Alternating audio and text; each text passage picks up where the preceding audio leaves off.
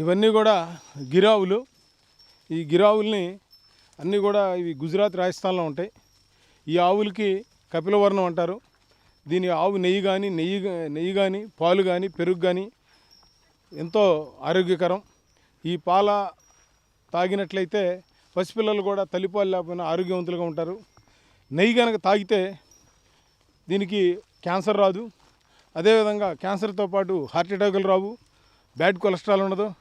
అన్నిటికంటే కూడా ముఖ్యమైనది గ్యాస్ ట్రబుల్స్. పొద్దున్నే ఒక 20 గ్రాములు తాగినట్లయితే మీకు దరిదాపుగా హాస్పిటల్కి వెళ్ళే పరిస్థితి ఉండదు. అన్నిటికంటే ముఖ్యమైన విషయం ఏంటంటే వీటిని మేము అడవిలో వదిలేస్తాం ఇట్లా ఫ్రీగా, షెడ్యూల్లో పెంచకుండా.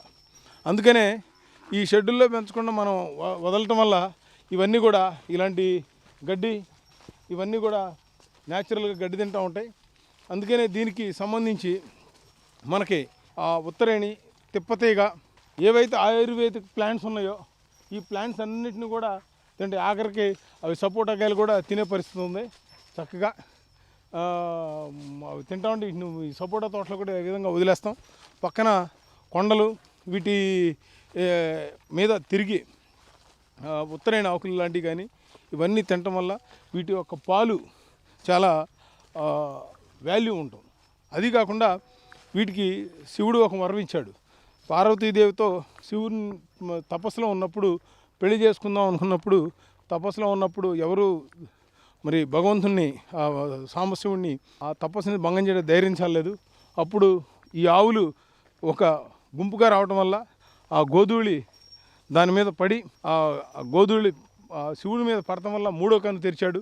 తెరవంగానే ఎదురుగా ఉన్నటువంటి ఈ ఆవులన్నింటినీ కూడా అవి ఆ మూడో కన్ను తెరిచిన దానికి ఆ వేడికి అవి కొంచెం తెల్ల ఆవులల్లా ఈ కపిలవర్ణమైనవి.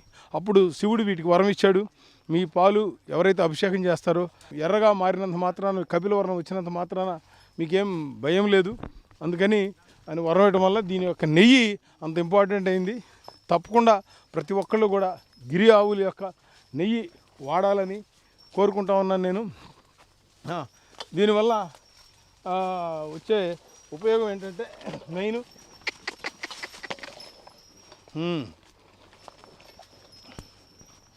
సో వాటికి చక్కగా బెల్లం వేస్తూ ఉన్నాం. ఇప్పుడు దాకా అరటికాయలు పెట్టాం. ఈ ఆవులకి కనుక మీరు మనకి ఆవులో 9 నవగ్రహాలు, మన పితృదేవతలు, 33 కోట్ల దేవతలు ఉన్నారు. వీళ్ళకి మన దోషాలు ఉన్నట్టయితే వీటికి కనుక కొన్ని ఆహారాలు పెట్టినట్టయితే మన దోషాలు పోతాయి. మన జీవితం అంతా ప్రశాంతంగా ఆరోగ్యంగా ఉండడానికి ఉంటుంది. మనం ఏదైనా ఇల్లు గృహప్రవేశం చేయాలంటే మనం ఆవు ద్వారానే చేస్తాం. మరి కృష్ణుడు అనగానే ఆవు గుర్తుకొస్తుంది, శివుడు అనగానే నందీశ్వరుడు గుర్తుకొస్తాడు. ఆ విధంగా ఆవు యొక్క గోమాతను పూజించాలి. గోమాతని మనం సేవ చేస్తే మనకంతా మంచి జరుగుతుందని చెప్పి నేను భావిస్తూ మీరందరూ కూడా గోవులను ప్రోత్సహించని చెప్పి మనవి చేస్తున్నాను.